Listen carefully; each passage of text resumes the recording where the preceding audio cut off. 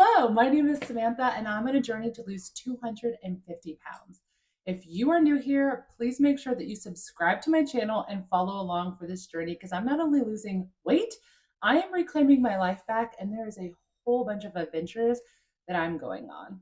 I get asked a lot, how did I let my weight get to nearly 500 pounds? And I thought today I would sit down and talk about my journey of gaining weight and the decision that I made to start to lose the weight. But before I do, I want to give a little disclaimer on my actual weight when I started my journey.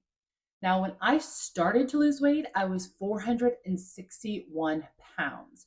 But I believe that I was closer to 500 or maybe even a little bit above 500 pounds. But I honestly kept far away from a scale. So it's really hard for me to know the exact weight. But I do know that I was not at my heaviest when I started my weight loss journey in March of 2024. So I always say that I was around 500 pounds because even though when I got on the scale March 2024, I was 461.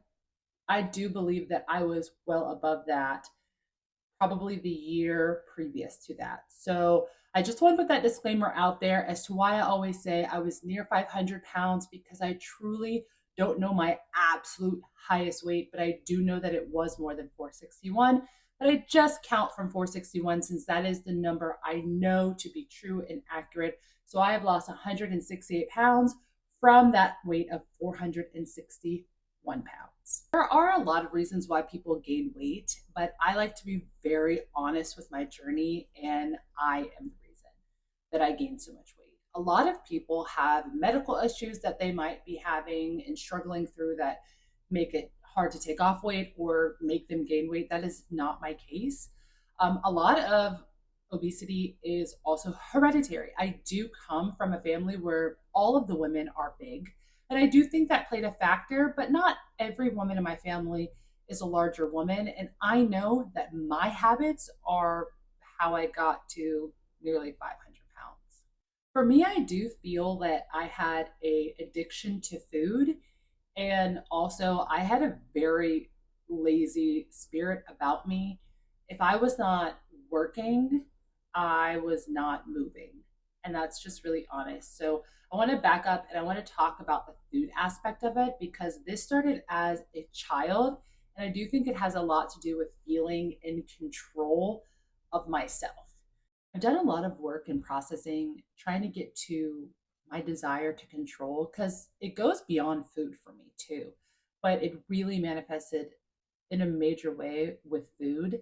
And I do think a lot of it goes back to being a kid and not feeling like I had any control of the situations that were happening to me. To be very vulnerable with you, my father left my family. He was an alcoholic and he chose his addictions over his family. And he went so far as to sign away his legal rights because he did not want to legally have to take care of me and my brother. And I think there was this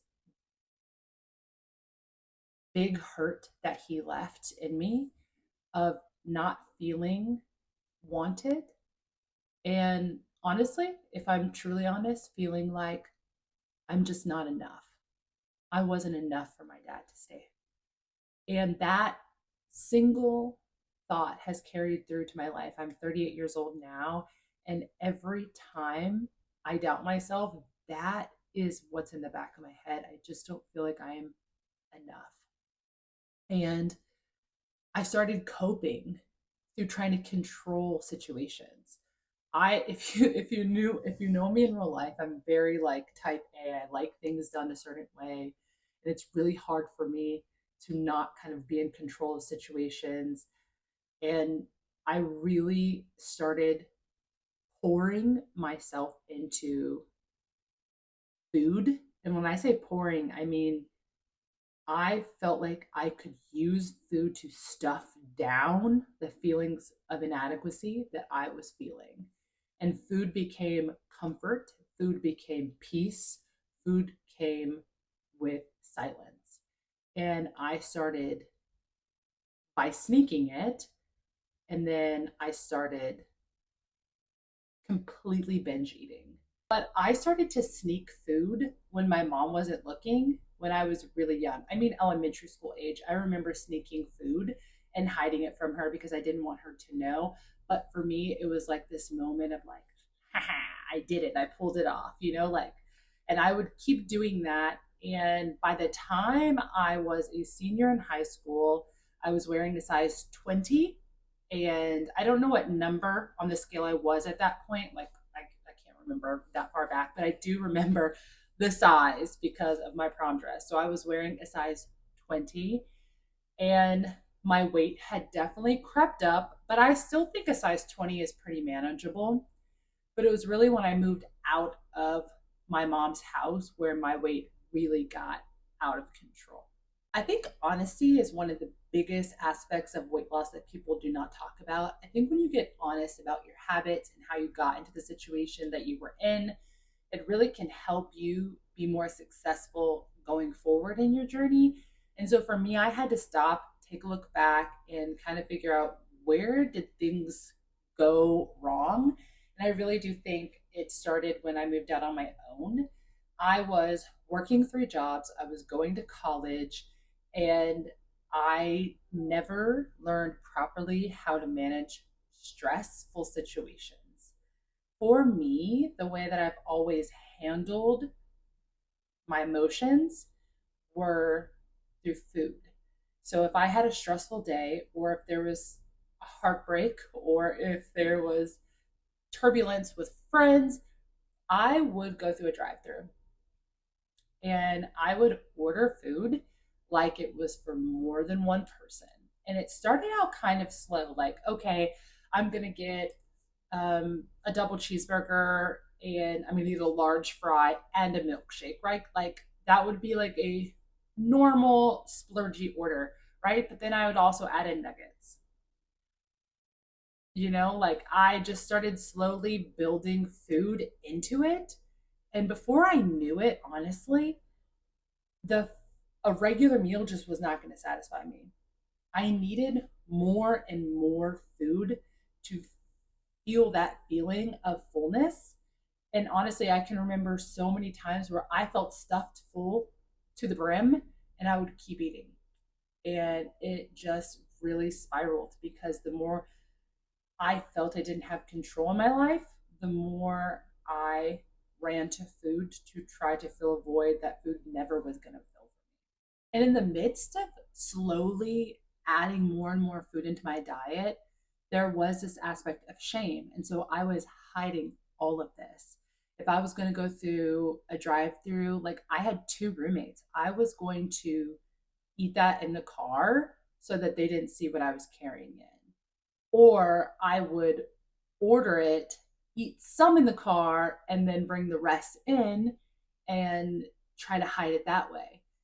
And my mom obviously wasn't living with me, so my family wasn't looking over my shoulder and seeing how much food I was consuming.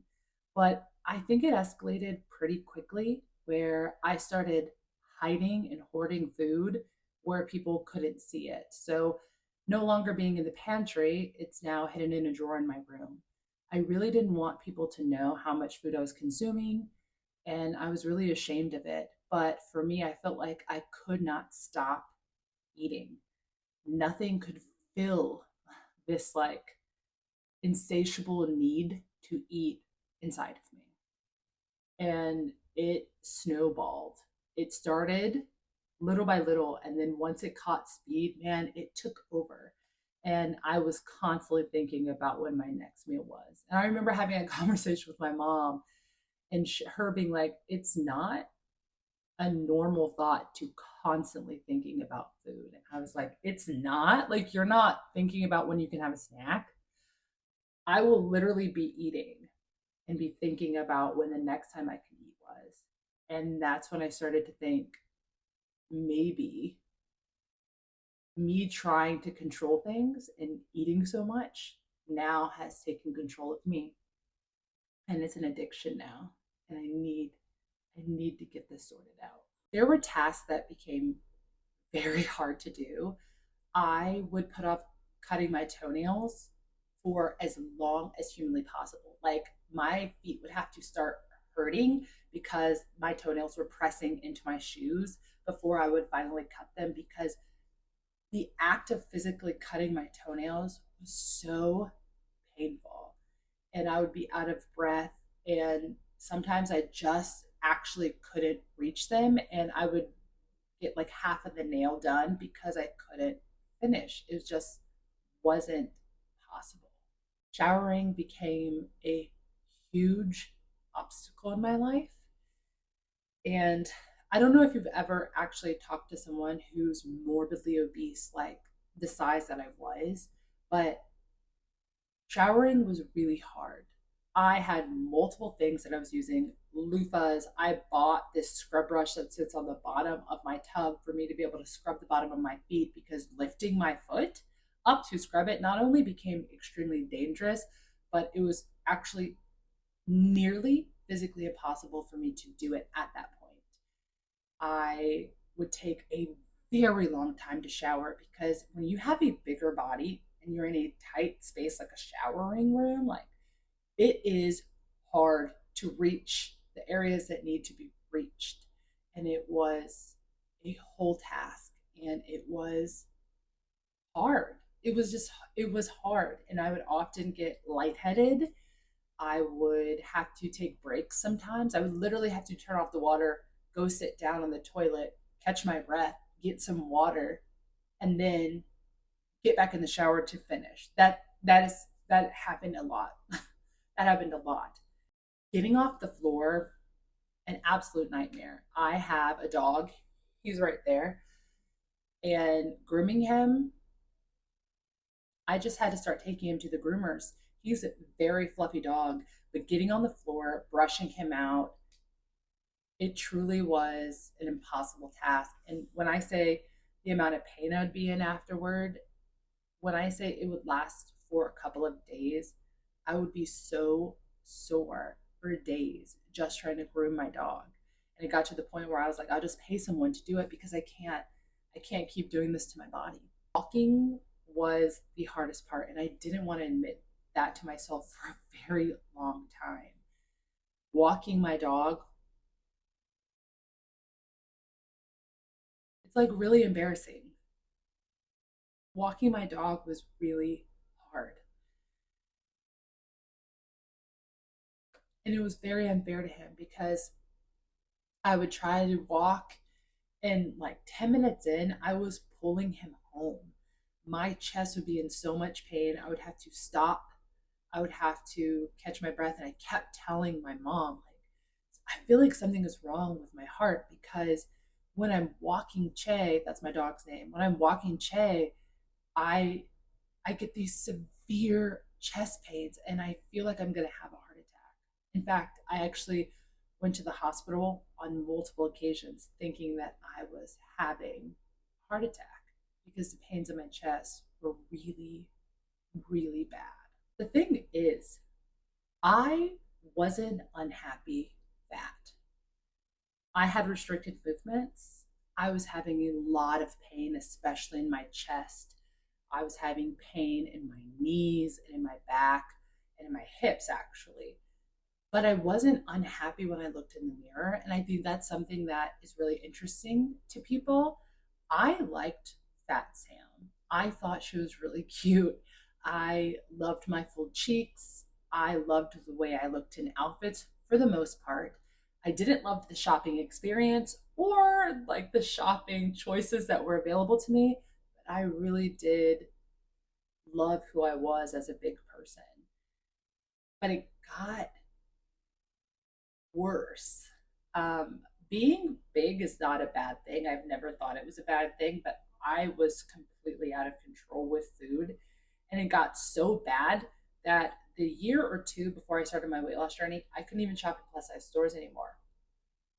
Stores like Torrid, stores like Lane Bryant, they go up to a size 28. By the time I started my weight loss journey, I was in a size 30, 32, 5X. And they didn't offer it in store, they didn't offer it online. So I started going and shopping at Amazon and Walmart because they had very stretchy material. Walmart's actually really good at having 5X like sweatpants and things like that. I had hadn't worn jeans in years because jeans were really hard to find.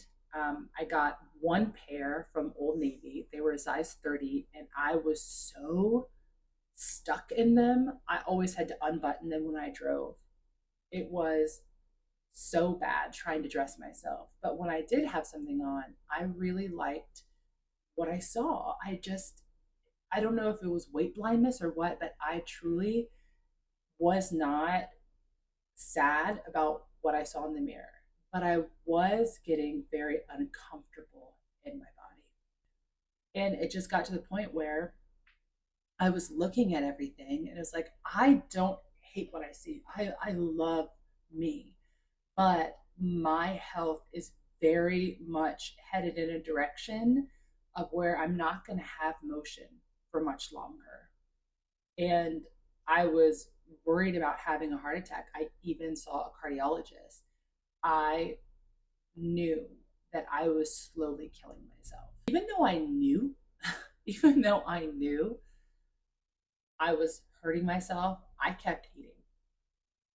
And I didn't work out. I didn't go to the gym. I didn't do any types of thing of any physical nature. Even dancing, which is something that I used to love to do, I almost completely fully stopped doing it because other than a few seconds of short burst, I couldn't do it anymore. And that was not even a wake up call then. It's sad to say, but my mom's accident was the wake up call for me. And it shouldn't have taken someone else for me to wake up. I should have been able to look and see how much danger I put myself in, but I couldn't stop. And that's why I say, like, this was an addiction. I no longer was controlling food intake, food was controlling me. I couldn't stop myself. I needed more and more food to feel full. I needed more and more food to try to starve off that hunger. Fast forward to today. I started my weight loss journey in March of 2024. It is now November of 2025, and I am down 168 pounds. And there's a lot more to the journey. That is kind of the condensed version. It was very hard, and I stuck with it. And I still have a lot more that I want to lose. As you can see, like, I have a lot of loose skin, but this is me today. And I'm happy with my progress so far. But for all of you guys who wanted to know, this is how I got to nearly 500 pounds.